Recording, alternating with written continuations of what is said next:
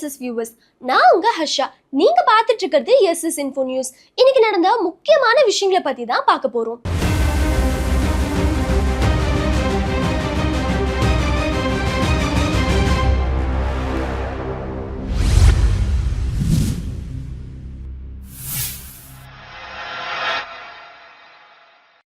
டெல்லியில காற்று மாசுபாட்டை குறைக்கிறதுக்கு அரசு இப்ப முக்கியமான திட்டத்தை அறிவிச்சிருக்காங்க. அது என்ன திட்டம் தெரியுமா? டெல்லியில காற்று மாசுபாட்டை குறைக்கிறதுக்காக 9585 கோடி மதிப்பிலான நய சஃபார் யோஜனா என்ற திட்டத்துக்கு அரசு ஒப்புதல் கொடுத்திருக்காங்க.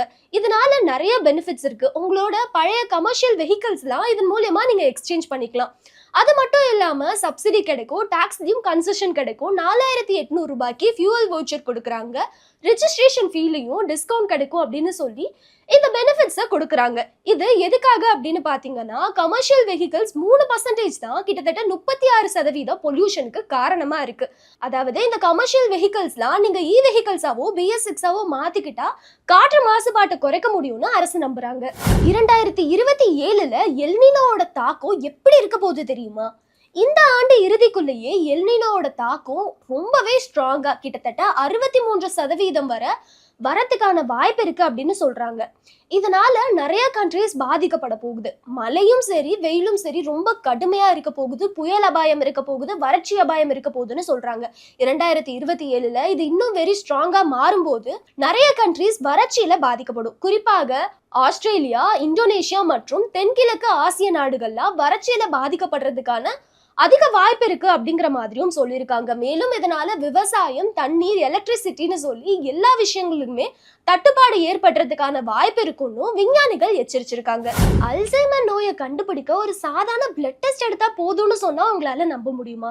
ஃபர்ஸ்ட் அல்சைமர்ங்கிறது ரொம்பவே கொடுமையான நோய்னு சொல்லுவாங்க. ஏன்னா இது வயதானவர்களுக்கு வர நோய். அவங்களோட மெமரிஸை கொஞ்சம் கொஞ்சமா இழக்க ஆரம்பிச்சிருவாங்க. சுத்தி இருக்க எல்லாத்தையும் மறந்துடுவாங்க. ஏன் அன்றாட சாப்பிட்றது எப்படி, ப்ரஷ் பண்றது எப்படி, குளிக்கிறது எப்படி போன்ற இந்த விஷயங்களையும் மறந்துடுவாங்க. அவங்கள நம்ம ஒரு குழந்தை மாதிரி பார்த்துக்கணும்.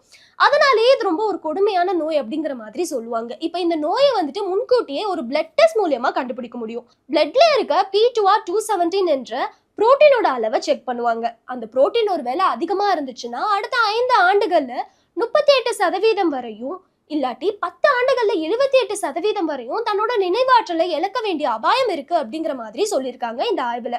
இது இன்னும் டெஸ்டிங் பீரியட்ல தான் இருக்கு. சயின்டிஸ்ட் இன்னும் ஆராய்ஞ்சிட்டு வராங்க. இந்த ஆராய்ச்சியை சமர்ப்பிச்சது அல்சைமர் சங்கத்தின் சர்வதேச மாநாட்டுல சமர்ப்பிக்கப்பட்டு ஜமா ஜேர்னல்ல வெளியிட்டு இருக்காங்க.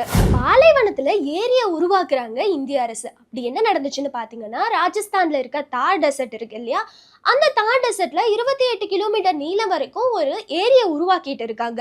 இதனால பயன்பெற போறவங்க ஜல்சைமர் மற்றும் பர்மர் பகுதியில இருக்க 50 லட்சம் மக்கள். அவங்களுக்கு இந்திரா காந்தி கேனல்ல இருந்து தான் தண்ணி போயிட்டு இருக்கும். ஆனா வருஷத்துக்கு மெயின்டெனன்ஸ்க்காக சில வாரங்கள் அந்த கேனல் மூடப்படுறதுனால மக்கள் தண்ணி இல்லாம தவிக்கிறாங்க. அந்த பிரச்சனையை சால்வ் பண்றோங்கிறதுக்காக இந்த ஏரியா வடிவமைக்கிறாங்க. எவாபரேட் ஆயிடக்கூடாதுன்னு ஜிக்ஸாக்கா வடிவமைக்கிறாங்க. கீழே பிளாஸ்டிக் ஷீட்ஸ் போட்டிருக்காங்க. மண்ணு தண்ணியை உறிஞ்சிடக்கூடாது அப்படின்னு சொல்லி. அகலம் கம்மியாவும் ஆழம் அதிகமாகவும் இருக்கிறதுனால தண்ணீர் அவ்வளோ சீக்கிரம் எவாபரேட் ஆகிறாது அப்படிங்கிற மாதிரியும் சொல்றாங்க. இந்த திட்டம் இந்தியாவோட முக்கிய திட்டங்கள், அதாவது ஜல் ஜீவன் மிஷன் இருக்கு இல்லையா, அதோட ஒரு பகுதியா இந்த திட்டம் இருக்கு. இந்த திட்டம் ஜூலை 26 நடைமுறைக்கு வரும் அப்படிங்கிற மாதிரியும் சொல்லியிருக்காங்க. நம்ம சாப்பிடுற சாதாரண நூடுல்ஸ்க்கு 4000 ஆண்டு பழமையான வரலாறு இருக்குன்னு சொன்னா உங்களால நம்ப முடியுதா? ஆனா அதுதான் உண்மை. சைனால உள்ள லஜ்யா பகுதியில தொல்பொருள் தளத்துல 4000 ஆண்டுகள் பழமையான ஒரு நூடுல்ஸை கண்டுபிடிச்சிருக்காங்க. ஒரு தலைகீழான பவுல் கொள்ளை இது இருக்கிறதுனால இதுக்கு எதுவுமே ஆகாம இருந்திருக்கு.